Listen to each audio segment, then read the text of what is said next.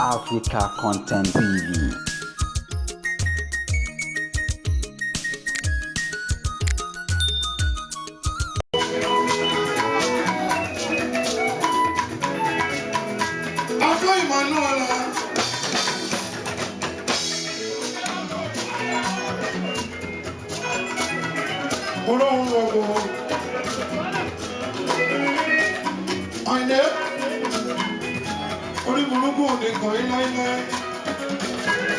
Olori Omo Oba, Olori Omo Oba, Olori Omo Oba, Ayinde wa si o.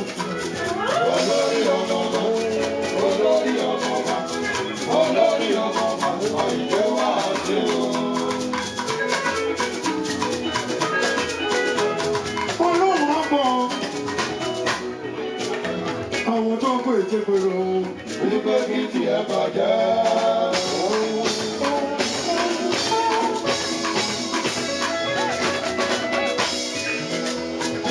Uncle Emmanuella. Àwọn àbájí bàrọ̀ mi. Àwọn tó pèsè pẹ̀lú. Wípé bí ti àgbàjá. Gbogbo ìwọ́dún tó wọlé sí kìí kan. Bàbá kí wọ́n gbàdúrà. Gbogbo olúwa tó bọ̀ gbẹ́gà. Inú wọn wá bí wọn. Lọ́sọ̀ nínú kan bí wọn. Àrùn wọn ni wọ́n ṣe. Wọ́n ò lè bọ́ àwọn dáadáa. Olori Omo Oba, Olúwa ló bá wa jẹ́ lánàá. Àwọn àbájí bàrọ̀ òkú. Òun náà ló ṣe ti yẹ fún ẹ. Ọkọ Emmanuella.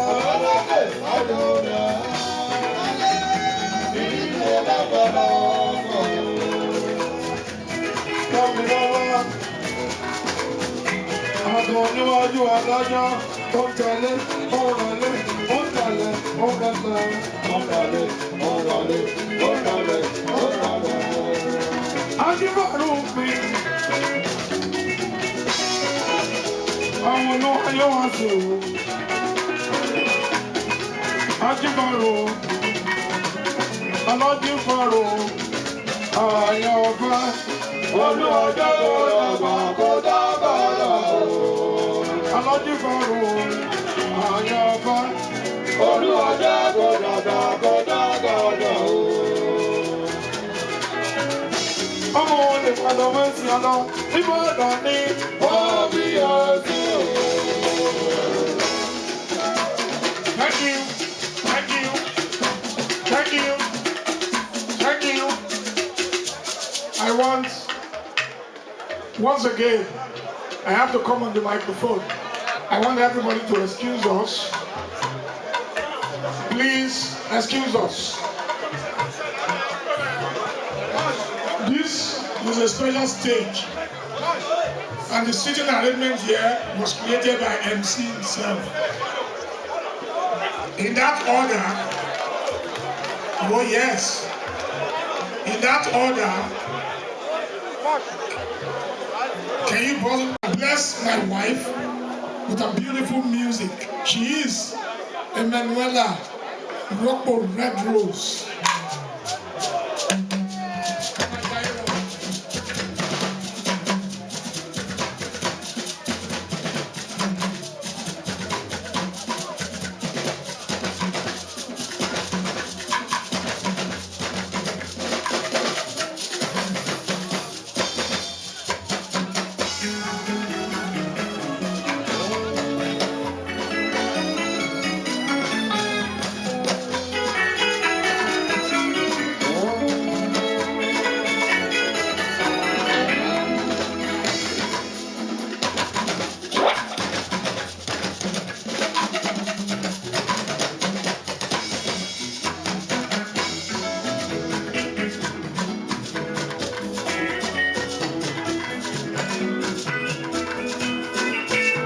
Olori Omo Oba,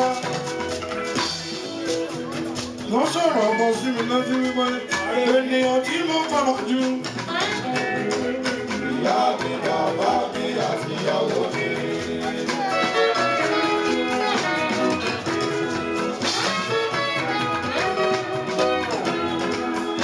Emmanuella, Olori Omo Red Rose.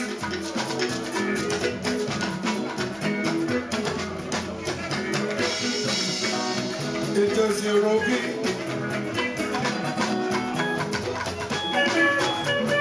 Ọmọ Olúbọ̀jìyà. Ìjòkò lábẹ́ Olúmọ. Àìlé.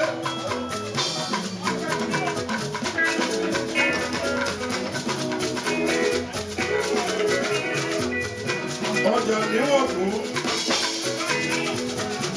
Ará ìjáwọ̀. Ìjáwọ̀ ọmọ igbó gbọ́rọ̀. Ọjà ń rọ̀ dẹ̀dẹ̀dẹ̀dẹ̀dẹ̀dẹ̀dẹ̀. Wọ́n torí ọ̀dà ájà. Oníta lọ́jà lẹ́kùnlé ọmọ. Agbómigbòrá lórúkọ ọjọ́ pọ̀jà. Níjọba lábẹ́ Olúmọ. Aya Olori Omo Oba Àfihàn ìyẹ̀mú.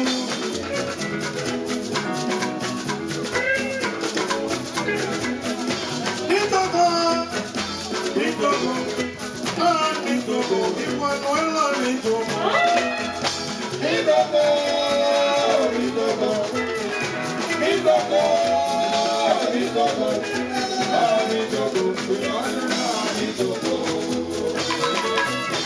Àtẹ̀lọ́ní kò sẹ́ni tó lè tún wọn lọ.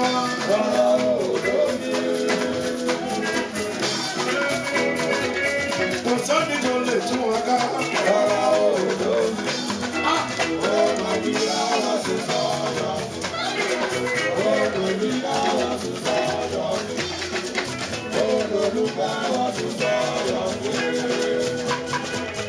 Olori Omo Oba Àfihàn ìyẹ̀mú.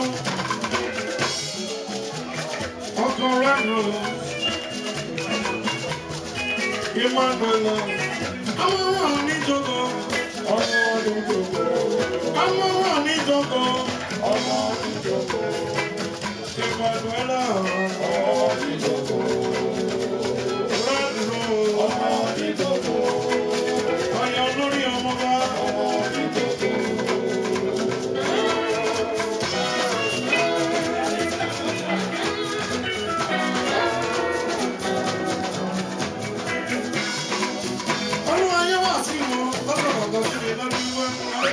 I love my darling. My darling loves me.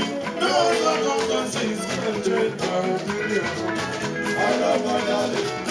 My darling loves me. No circumstances can change my opinion.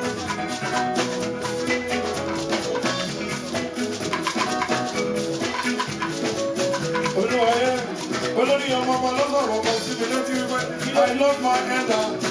My Ella loves me. No circumstances can change my opinion. I love my Ella. My Ella loves me. No circumstances can change my opinion. Ìfẹ́ ìyàwó pẹ̀lú ọba. Ìfẹ́ ìyàwó pẹ̀lú ọba.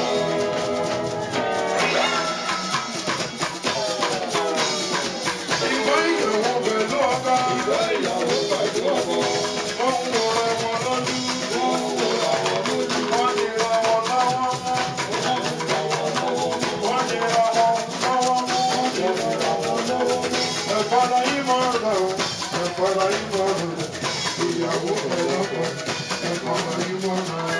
Ẹ̀fọ́ la yí mọ́ ọ̀rọ̀ o. Ẹ̀fọ́ la yí mọ́ ọ̀rọ̀. Ìyàwó pẹ̀lú ọkọ. Ẹ̀fọ́ la yí mọ́ ọ̀rọ̀. Ẹ̀fọ́ la yí mọ́ ọ̀rọ̀ o. Ẹ̀fọ́ la yí mọ́ ọ̀rọ̀. Ìdílé pẹ̀lú ẹ̀dá. Ẹ̀fọ́ la yí mọ́ ọ̀rọ̀.